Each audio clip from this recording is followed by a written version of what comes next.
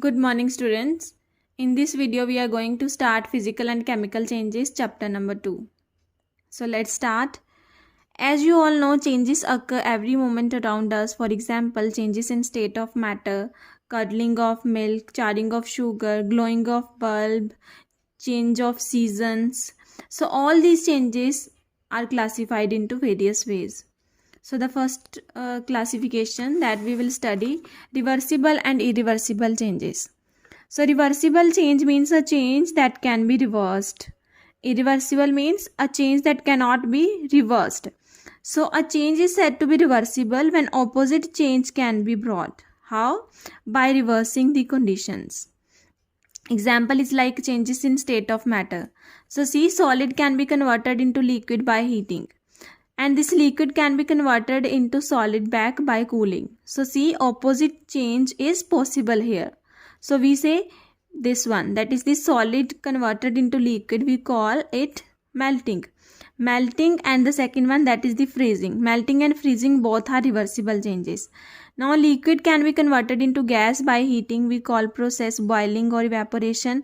Gas can be converted back into liquid by cooling, process called as condensation. So boiling and condensation both are reversible changes, because in both, if we reverse the condition, then opposite change can be brought. Okay.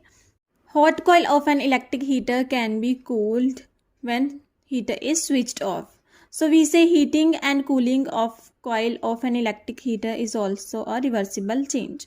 Now what is irreversible change? A change is said to be irreversible when opposite change cannot be brought about by reversing the conditions. For example, if we heat sugar, then first of all, we will get a brown substance. Now, upon further heating, this brown substance will change into black mass. So, this black mass we call a carbon. Now, see beta, from this black mass, we will not get sugar back. Okay, so see, here opposite change cannot be brought by reversing the conditions. So we say charring of sugar or heating of sugar is a irreversible change. Now same way, when we add few drops of lemon juice in a milk, and if then we boil this milk, we will get a thick substance, thick white substance. We call this substance curd, and the whole process is called as curdling of milk. Now this curdling of milk is also irreversible change. Why? Because the curd formed here, we will not convert it back into milk. So here opposite change cannot be brought by reversing the condition. So we say curdling of milk is a irreversible change. Changes can also be classified into periodic and non-periodic changes, where periodic means something that repeats and non-periodic means not repeats. Okay, so what is a periodic change? A change that will repeats after fixed interval of time. So what will be the definition? A periodic changes are those changes which takes place after fixed interval of time. Okay, example is like a motion of pendulum. So see, this is a pendulum, and we know pendulum moves from one side to another side continuously at fixed interval of time. So we say motion of pendulum is a periodic change. Same way we know moon changes phase from full moon to new moon, then again new moon to full moon, and this change takes place over period of 28 days, and after 28 days this will repeat. So we say the phases of moon is also a periodic change.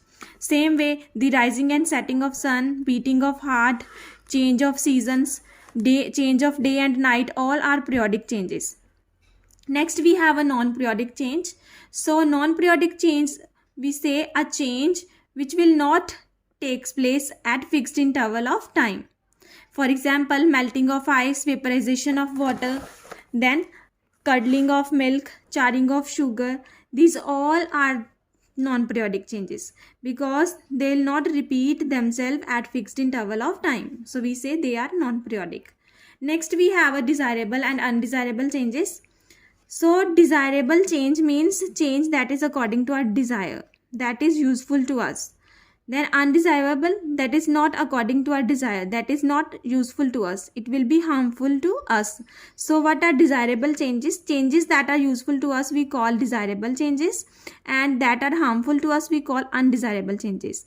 So desirable changes like digestion of food, ripening of fruit, growth of living beings, then changes involved in cooking, all are desirable.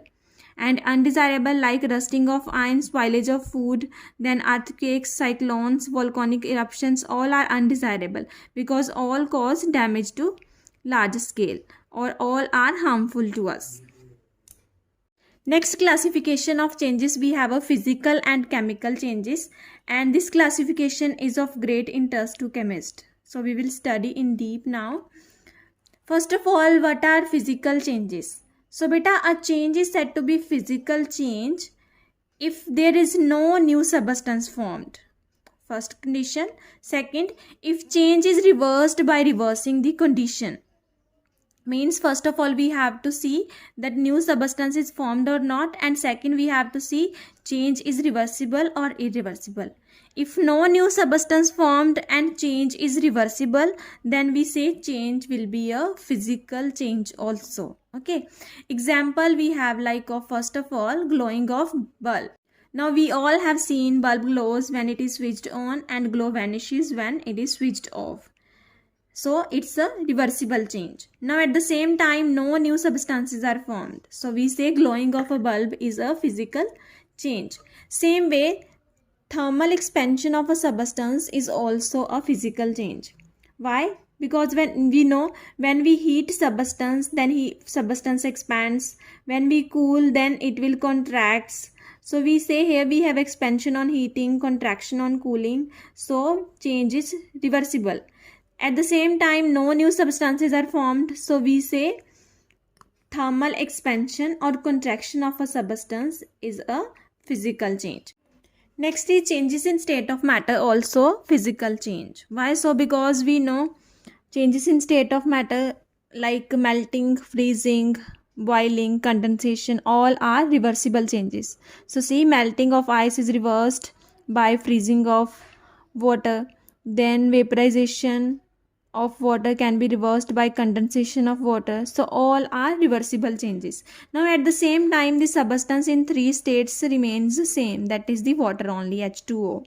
So we say no new substances are formed and changes are reversible. So changes are physical also. Okay. Now see, when we heat any matter, then what happens? Only kinetic energy of matter changes, we know, because when we heat matter, then the particles of matter, or we say molecules of matter, gain energy. Then with gain energy, what they do? They move faster, they move apart from each other. Accordingly solid can be converted into liquid and liquid can be converted into vapor. And when we cool, then what happen? Molecules lose energy and they come close to each other. Accordingly vapor will be converted into liquid, liquid will be converted into solid. So see, in all the cases only kinetic energy of molecules increases or decreases, but the type of matter remains the same. If we are talking about water, water changing state from solid to liquid, liquid to gas, in all the states we have only H2O. So no new substances are formed and changes are reversible. So that's why changes in state of matter we have a physical changes. Next example is sublimation, which is a physical change. We all know sublimation is a process of converting solid directly into vapor without going in liquid state. So here we have a number of substances like ammonium chloride, naphthalene, camphor, iodine. These all substances directly forms vapors without melting. Now these vapors can be converted back into solid substances when they are cooled. So we say change is reversible. And also no new substances are formed. So we say sublimation is a physical change.